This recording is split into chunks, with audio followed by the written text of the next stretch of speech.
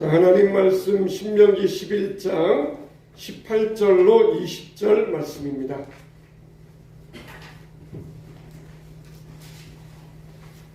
신명기 11장 18절로 20절 말씀입니다.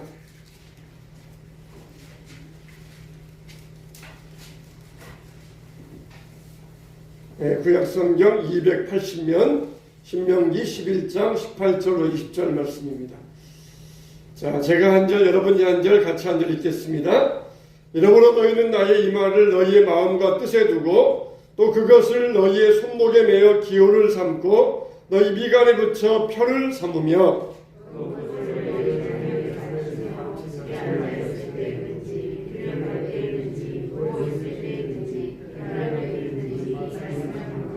다 같이 또 내 집 문설주와 바깥문에 기록하라. 아멘.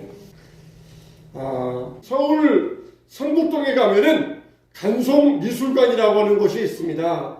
이 간송미술관은 우리나라의 최초의 민간이 세운 미술관입니다. 이 간송미술관은 누가 세웠냐면은 간송 전현필 선생이라는 이분이 세운 미술관이에요. 근데 이분은 일제강점기에 큰 부자였습니다. 서울 장안에 기와집이 2,000채, 기와집을 2,000채 가지고 있을 정도로 큰 부자였어요. 그런데 이분이 뭘 안타까워했냐면은 일제강점기에 우리나라의 그 귀중한 문화재들이 일본으로 넘어가는 것을 굉장히 안타까워했습니다. 그래서 집을 팔아가지고 문화재들을 모으기 시작했습니다. 심지어 파는 사람이 그 문화재의 가치를 모르고 가격을 낮게 부르면은 이것은 그 정도의 문화재가 아니고 이 정도 더 많이 받아야 될 문화재니까 내가 더 주겠다. 그러면서 문화재들을 사들였어요. 이분이 사들인 문화재 가운데 가장 일화에 남는 문화재가 뭐냐면은 훈민정음 해례본입니다. 이 해례본은 정인지가 서문을 썼다고 해서 유명한데 이 해례본에는 훈민정음을 창제한 그런 배경들, 그런 내용들 28장 그게 기록된 원각 판본이에요. 그래서 파는 사람이 그냥 기와집 한 채 값 그 당시에는 1,000원만 주세요. 그랬더니 이 간송이 이거는 그 정도의 가치가 아니다. 주변에서 막 말리면서 1,000원도 비싸다. 기와집 한 채 값 1,000원도 비싸니까 더 가격을 낮춰라. 그래도 이 훈민정음 해례본은 더 귀한 가치가 있다. 그래가지고는 기와집 10채 값인 10,000원을 주고 샀다는 것이 그게 유명합니다. 그래서 해례본 때문에 훈민정음 창제의 그 과정을 우리가 지금도 연구할 수 있다고 합니다. 여러분, 이와 같이 이 물건을 사는 사람의 가치에 따라서 그 물건의 가치가 달려있기 마련입니다. 이용규 선교사의 내려놓음이라는 책에 보면은 소를 잃어버린 한 소녀의 이야기가 나옵니다. 몽골에서 소 한 마리는 집안의 정말 귀중한 재산입니다.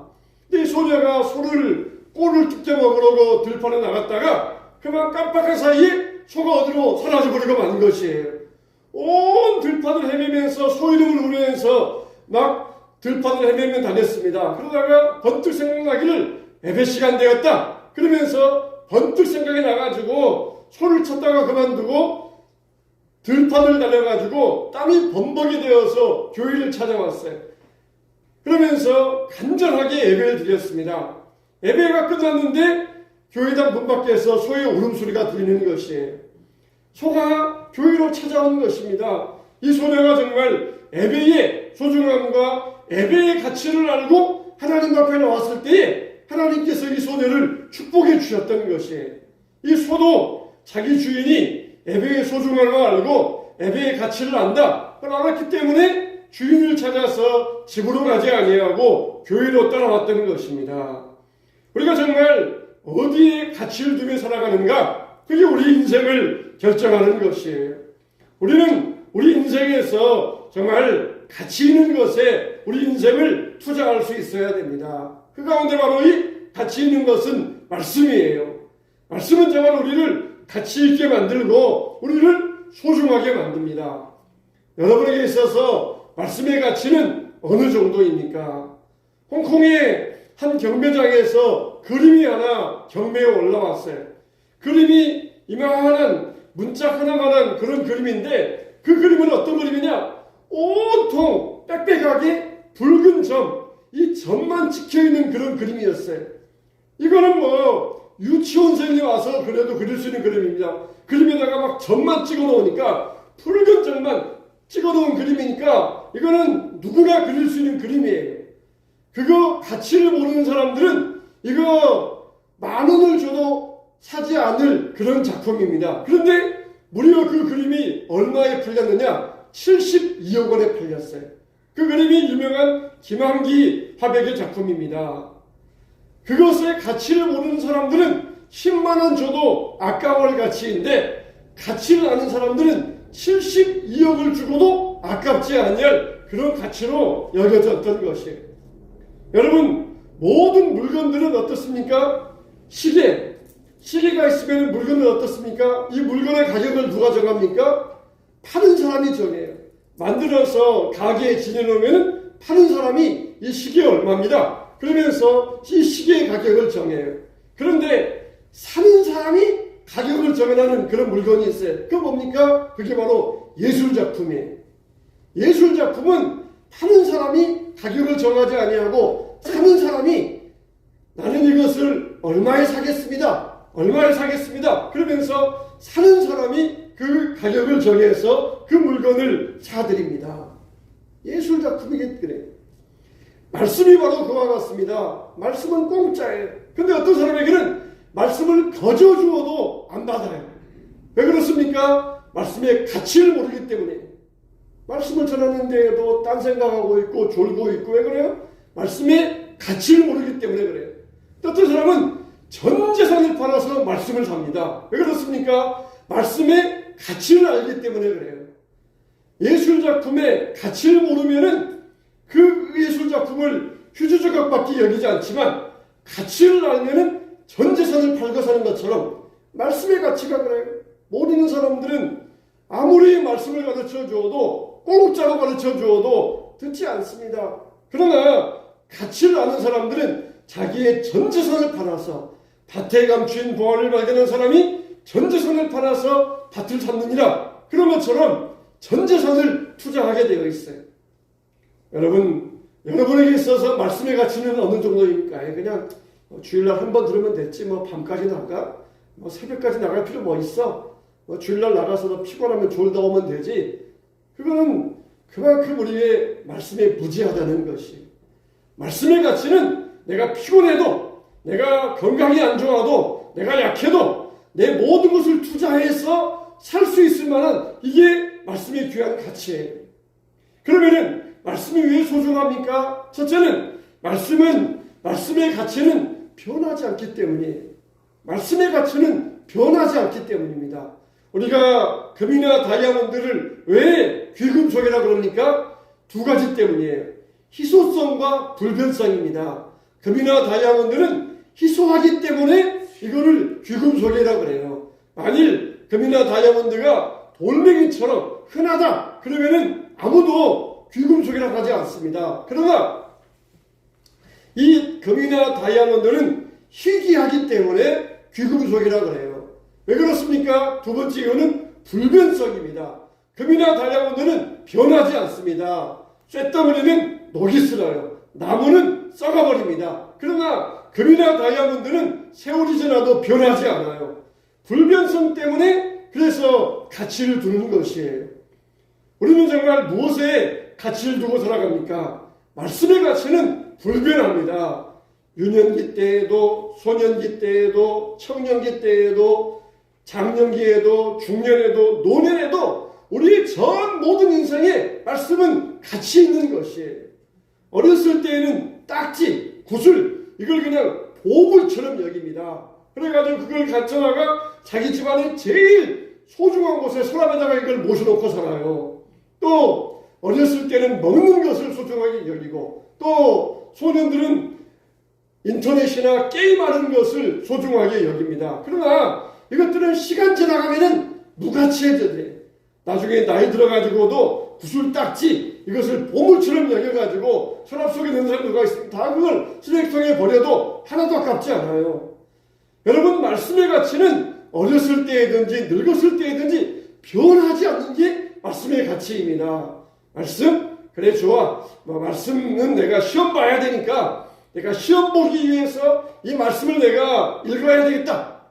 그러면 시험 본 다음에는 말씀의 가치는 사라져 버립니까? 말씀의 가치는 시험 볼 때든지 끝날 때든지 건강할 때든지 병들 때든지 말씀의 가치는 불변하는 게 말씀의 가치예요. 말씀의 가치는 영원히 불변합니다. 말씀의 가치는 사라지지 않아요. 우리 이사야 40장 8절 말씀 보시겠습니다. 자, 앞을 보시고 앞을 보세요. 시작.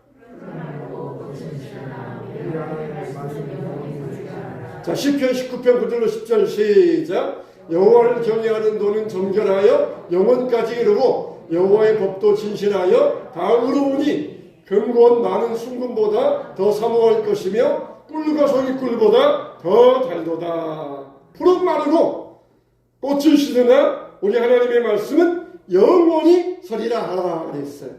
하나님의 말씀은 영원하다는 것이에요. 꽃이 얼마나 아름답습니까? 꽃이 얼마나 싱싱하고 얼마나 보기 좋습니까? 그러나 다 시들고 메말라버린다. 그러나 하나님의 말씀은 영원히 서리라 하라. 변하지 않는 가치, 이걸 우리가 붙잡아야 돼요. 아직도 나이가 60이 넘고 70이 넘었는데도 구슬치고 딱지치고 재밌어 그러고 있으면은 그 사람은 머리가 이상한 사람이에요. 그러나 우리는 말씀의 가치, 이 말씀의 가치, 이거 불변한 가치, 이걸 붙드는 사람은 정말 지혜로운 사람이고 현명한 사람인 것입니다. 말씀은 변하지 않습니다. 그러므로 말씀의 가치는 소중합니다. 두 번째로 말씀이 왜 소중합니까? 말씀은 축복의 열쇠가 되기 때문에 말씀은 소중합니다. 미국에는 3대 프랜차이즈가 있어요. 스타벅스와 맥도날드, 그리고 우리나라는 잘 알려지지 않았는데 칙필레라고 하는 햄버거 프랜차이즈가 있어요. 이 칙필레의 창업자는 자기는 잠언의 말씀을 내 경영 이념과 철학으로 삼았다. 내가 돈을 얼마나 버느냐 그게 중요한 게 아니라 내가 하나님 말씀 안에서 신학의 영적 명예를 지키는 쪽을 나는 선택하겠다. 그래서 잠언 22장 1절 이 말씀을 가지고 경영 이념을 삼았어요. 자, 시작. 많은 재물보다 명예를 택할 것이요 은이나 금보다 은총을 더 택할 것이니라. 할렐루야. 그러니까 장사하는 사람의 목적은 뭐예요? 이윤 추구입니다. 이윤 추구예요. 근데 이 사람은 뭡니까? 많은 재물보다 명예를 택할 것이요. 우리 칙필레 기업이 돈 많이 벌었다. 그런 기업이 아니라 저 기업은 정말 정직한 기업이다. 그런 그 명예를 내가 택하겠다는 것이에요. 그러니까 하나님께서 축복해 주셔가지고 무려 42년 동안 계속해서 성장해 나아가는 기업이 되었다는 것입니다. 그래서 주일 되면은 모든 업장은 다 문을 닫습니다. 그렇게 하나님의 말씀을 위주로 하면서 정직한 경험을 이루어갈 때 하나님께서 성장하는 복을 내려주셨던 것이에요. 여러분, 우리 이와 같이 하나님의 말씀을 선택할 수 있어야 돼요. 신명기 28장에 보면은 하나님께서 많은 축복의 말씀들이 나와요. 세계 열방 가운데 뛰어나게 하시겠다. 성읍에도 복을 받고 들에서도 복을 받고 들어와도 복을 받고 나가도 복을 받고 토지의 소산과 자녀와 가축과 새끼가 복을 받고 원수들이 너를 치러 왔다가 한 길로 왔다가 7길로 도망할 것이다. 그런데 그의 조건이 있는데 뭡니까? 28장 1절 나와 있습니다. 자, 시작. 내가 내 하나님 여호와의 말씀을 삼가 듣고 내가 오늘 내게 명령하는 그의 모든 명령을 지켜 행하면 내 하나님 여호와께서 너를 세계 모든 민족 위에 뛰어나게 하실 것이라. 여기 나오는 조건이 뭐예요? 여호와 말씀을 삼가 듣고 그 명령을 지켜 행하면 이게 바로 조건이에요. 우리가 하나님 말씀 들을 때에 결과만 딱 따서 듣기를 좋아합니다. 하나님이 내게 축복해 주신다. 우리를 강하게 하시고 건강하게 하여 주신다. 결과만 딱 따가지고는 하나님 아멘입니다. 그러면서 결과만 딱 붙잡기를 좋아해요. 하나님께서 너에게 복을 주신다. 들어가도 복을 받고 나가도 복을 주신다. 성읍과 토시와 소산과 떡반죽 꾸르기 복을 받게 될 것이다. 그러면 아멘이에요. 근데 결과만 딱 따면 안 됩니다. 이 앞에 있는 조건이 있어요. 조건이 뭡니까? 여호와의 말씀을 듣고 명령을 지켜 행하면 세계 모든 민족 위에 뛰어나게 하실 것이라. 그냥 결과만 딱 따가지고 세계 모든 민족 위에 뛰어나게 하실 것이라. 결과만 따가지고 아멘 하면 안 돼요. 여호와의 말씀을 듣고 명령을 지켜 행하면 이 말씀을 우리가 조건을 따라서 살아가야 됩니다. 그럴 때 하나님께서 우리를 세계 민족 가운데 뛰어나게 하여 주시겠다는 것이에요. 오늘 말씀도 마찬가지예요. 오늘 말씀 다시 한번 읽어보겠습니다. 자, 오늘 말씀. 자, 시작. 이러므로 너희는 나의 이 말을 너희의 마음과 뜻에 두고 또 그것을 너희의 손목에 매여 기호를 삼고 너희 미간에 붙여 표를 삼으며 또 그것을 너희의 자녀에게 가르치며 집에 앉아있을 때에든지 길을 갈 때에든지 누워있을 때에든지 일어날 때에든지 이 말씀을 강론하고 또 내 집 문설주와 바깥문에 기록하라. 말씀에 순종하면 복을 받는데 항상 이것을 잊지 말라는 거예요. 잊지 않는 방법이 뭐냐? 손목에 매고 이마에 붙이고 손에 기록하고 집 문설주에 기록하고 들어갈 때든지 나올 때든지 이 말씀을 보고 그리고 이 말씀을 절대 잊지 말라는 것이에요. 말씀을 행하려면 안 잊어야 됩니다. 안 잊어야 돼요. 까맣게 잊어버리고 월요일부터 토요일까지 까맣게 잊어버리고 그렇게 살다가 그리고 돌아와서 그렇게 살아가면 안 된다는 것이에요. 안 잊어야 된다는 것이에요. 잊지 말라는, 잊지 아니하도록 내 자녀를 가르치는데 길에 행할 때든지 집에 누웠을 때든지 앉았을 때든지 부지런히 가르치라고 그랬어요. 부지런히 가르치라고 그랬어요. 우리가 소중한 것이 있으면 잊지 않기 위해서 손바닥에다 기록하잖아요. 손바닥에다 기록해가지고 잊지 않으려고 하잖아요. 누가 여러분들에게 로또 번호를 가르쳐 주었어요. 그러면 그거 잊지 않으려고 막 쭈글쭈글 외우고 다니고 읊조리고 할 거예요. 심지어 손바닥에 기록해가지고 그 로또 번호를 잊지 않으려고 할 것이에요. 말씀이 바로 그런 축복의 열쇠라는 것입니다. 말씀을 잊지 않기 위해서 손바닥에 기록하라, 손목에 매라, 이마에 붙이라, 집 문설지에 기록하라. 그러면서 말씀을 그렇게 너희가 순종하면 너희들에게 축복이 임할 것이라는 그런 뜻입니다. 시편 1편과 1절 3절도 마찬가지입니다. 자, 시작. 복 있는 사람은 악인들의 길을 따르지 아니하며 죄인들의 길에 서지 아니하며 오만한 자들의 자리에 앉지 아니하고 오직 여호와의 율법을 즐거워하여 그의 율법을 주야로 묵상하는도다. 그는 시냇가에 심은 나무가 철을 따라 열매를 맺으며 그 잎사귀가 마르지 아니함 같으니 그가 하는 모든 일이 다 형통하리로다. 결과는 뭐예요? 그가 하는 모든 일이 다 형통하리로다. 결과만 따면 안 돼요. 어떤 사람에게 여호와의 율법을 주야로 묵상하며 그 율법을 즐거워하는 자로다. 그런 자가 하는 모든 일이 다 형통하리로다. 말씀이 축복의 열쇠이기 때문에 우리에게 가치가 있는 것이에요. 말씀이 우리에게 복을 가져다 주기 때문에 가치가 있는 것입니다. 그래서 하루 종일 다니면서 쭈글쭈글 읊조리고 외우고 묵상하고 그렇게 할 때에 그 말씀이 왜 그렇습니까? 그만큼 가치 있기 때문에 그래도 그래야 된다는 것이. 말씀은 그만큼 우리에게 축복의 열쇠, 믿음의 가치를 두는 우리에게 귀중한 것입니다. 세 번째, 왜 말씀이 소중합니까? 이 말씀은 천국의 열쇠이기 때문에 소중한 것이에요. 천국에는 영원한 생명의 비밀이 있습니다. 누가 천국 갈 수 있다고 그랬습니까? 로마서 10장 13절 14절 말씀입니다. 자, 시작. 누구든지 주의 이름을 부르는 자는 구원을 받으리라. 그런즉 그들이 믿지 아니하는 일은 어찌 부르리요? 듣지도 못한 일은 어찌 믿으리요? 전파하는 자가 없이 어찌 들으리요?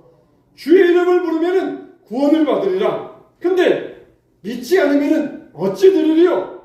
전파하는 가는 자가 없으면 어찌 들으리요.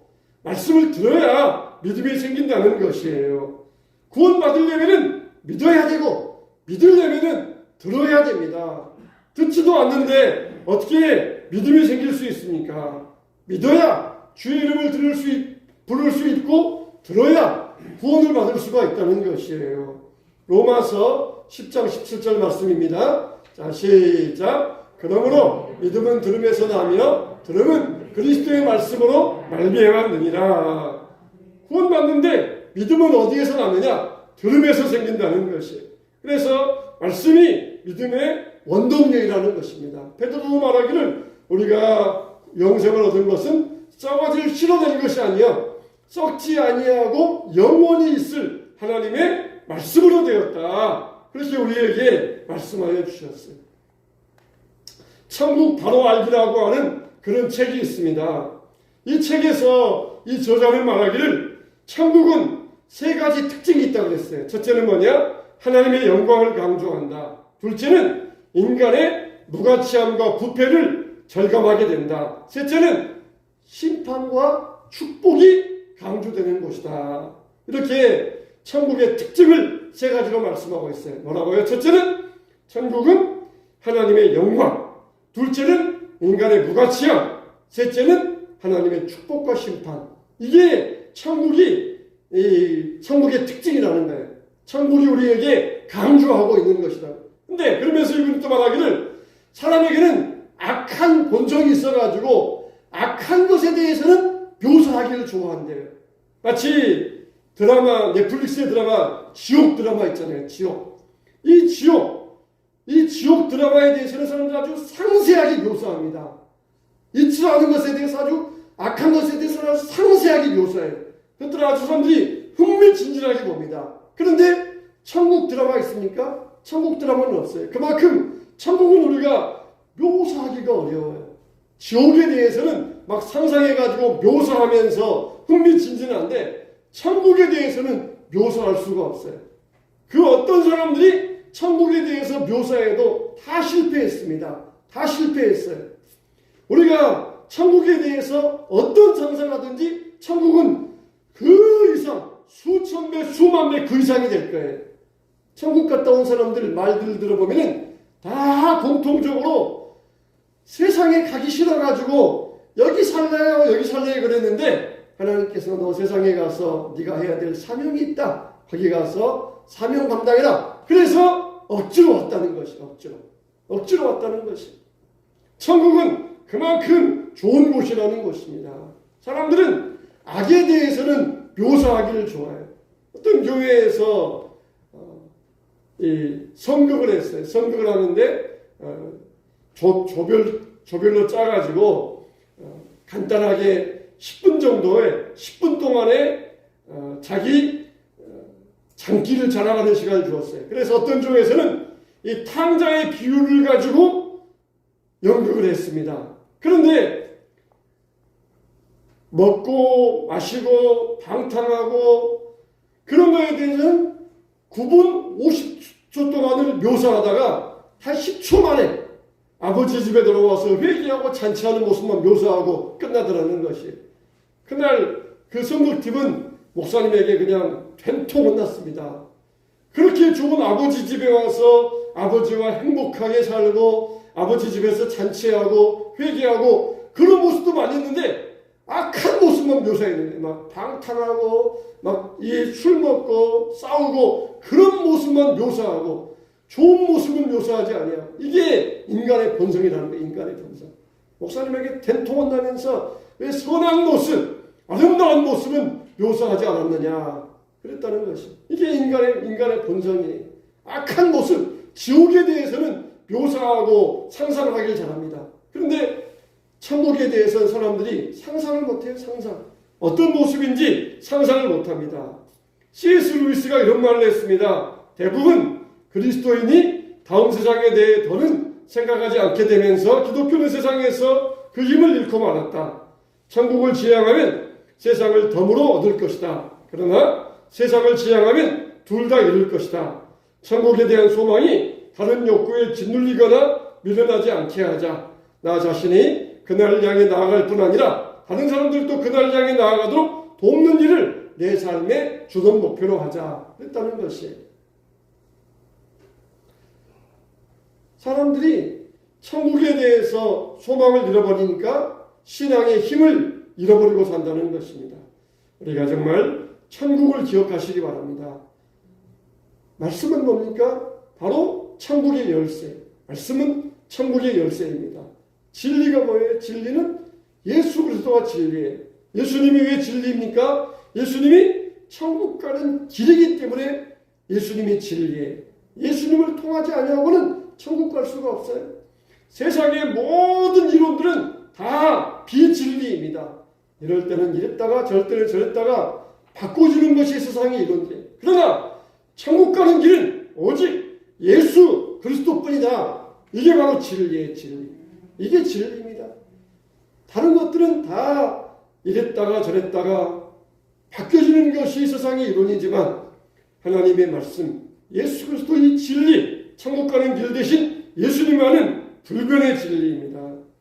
그래서 히브리서 4장 12절 말씀 읽어보겠습니다. 자, 시작. 하나님의 말씀은 살아있고 활력이 있어 좌우의 날선 어떤 것보다도 예리하여 혼과 영과 및 관절과 골수를 찔러 쪼개기까지 하며 또 마음의 생각과 뜻을 판단하나니.